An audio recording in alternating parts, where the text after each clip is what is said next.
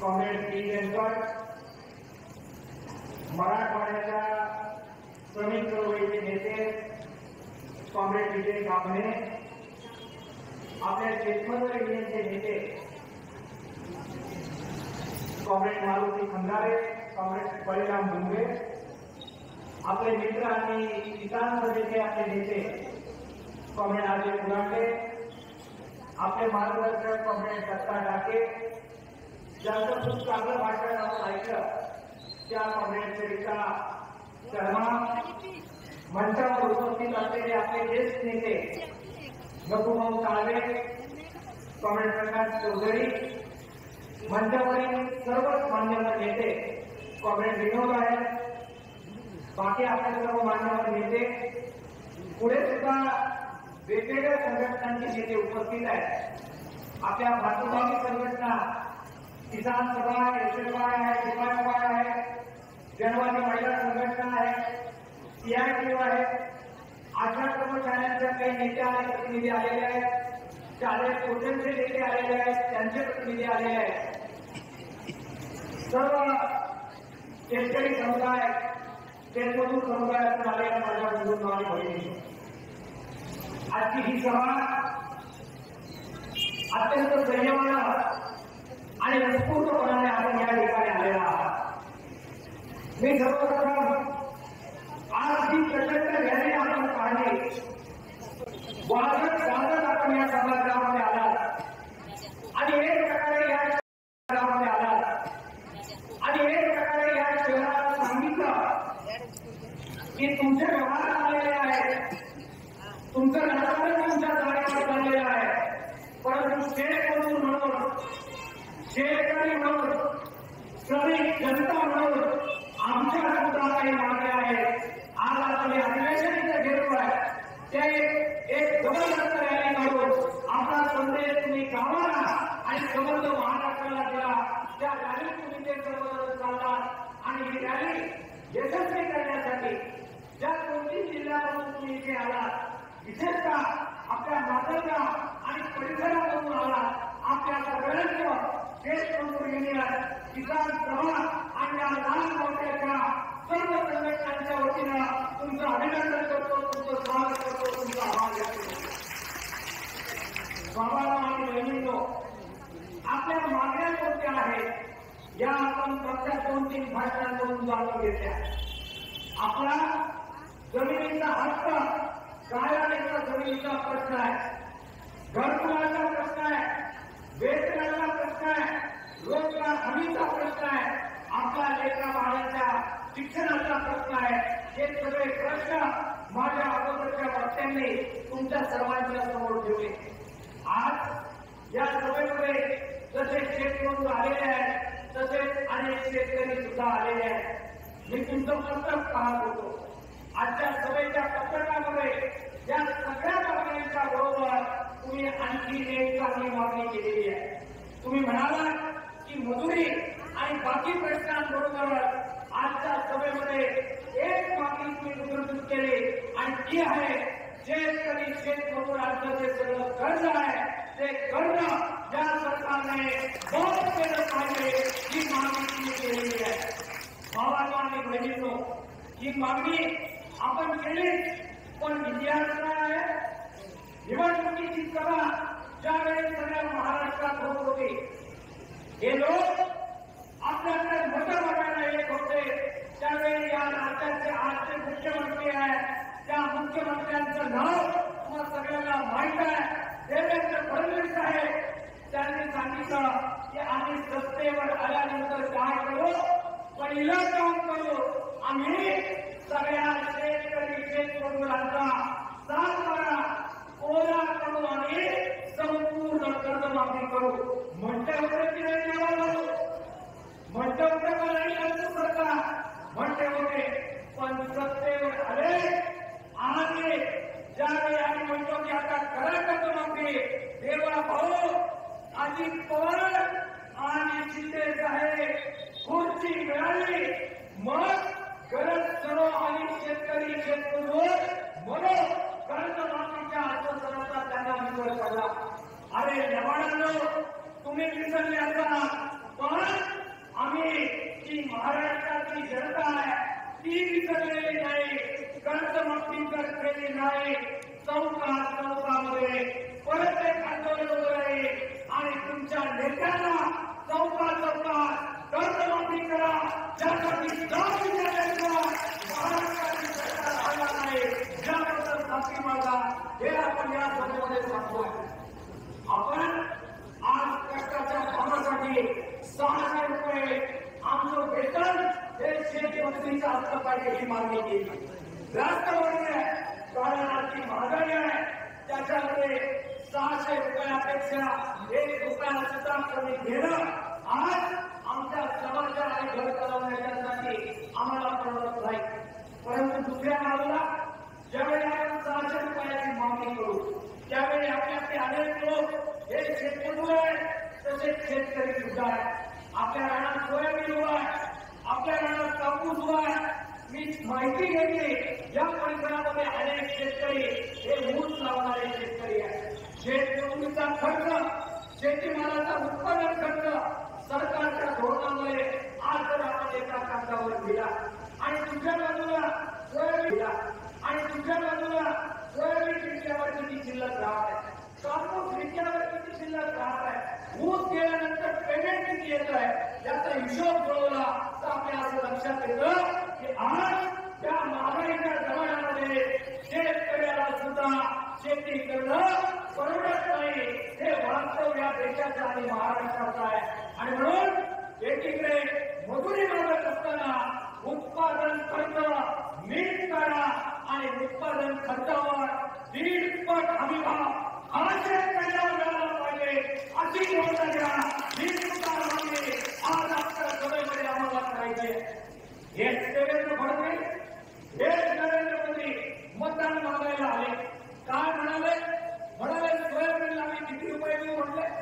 किती रुपये देऊ? 6,000 रुपये सोयाबीनला देऊ म्हटले. नंतर आले म्हटले 7,000 देऊ म्हटले.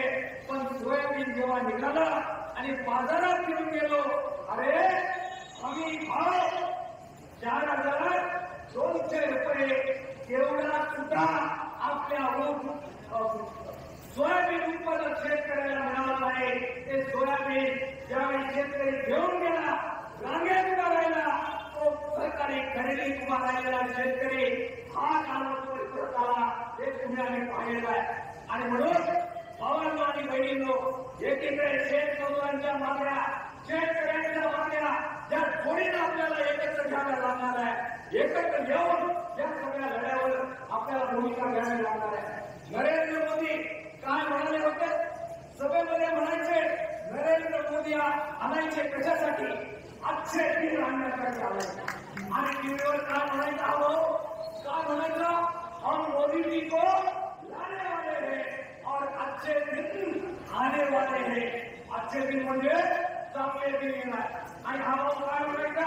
सत्य वेळ आलो की आम्ही महाराष्ट्रात आणि देशात काय करणार म्हणला, आम्ही सगळ्या लोकांना भर राहायला दिला, सगळ्या लोकांना भर दिला.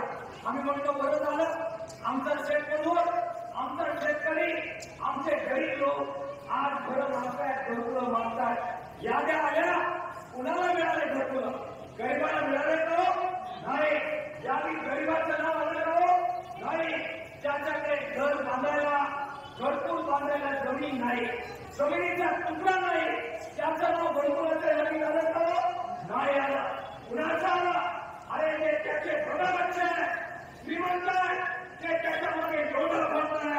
त्या राजकीय नेत्यांच्या टिकोटीला घरकुलं मिळाले, पण माझ्या महाराष्ट्राला आणि गरिबाला अन्याय घरकुलं मिळालेले नाही. आणि म्हणून आज आपण ती मागणी केली. मागायला गेलं घरकुलचं काय म्हणतात? सरिताताई म्हणत होत्या, काय म्हणतात विजयराव? हे म्हणतात देणार घरकुल, देणार यादीत नाव आलं तर देणार, पण कोणाला देणार? ज्याच्याकडे घर बांधायला जमीन आहे त्याला देणार. अरे जमीन असताना गरीब आहे ते सर्व भाऊ, पण ज्याच्याकडे घर बांधायला तलाची जमीन सुद्धा नाही, तो जादा गरीब आहे. एवढं साधं नाही. देवा भाऊ आणि नरेंद्र भाऊ तुला जर कळत नसेल तर तू त्या खुर्चीवर बसण्याच्या लायकीचा आहे आणि म्हणून एकीकडे आपण किती 8,000 रुपये म्हणतोय, 8 लाख रुपये म्हणतोय, ते दिलं पाहिजे.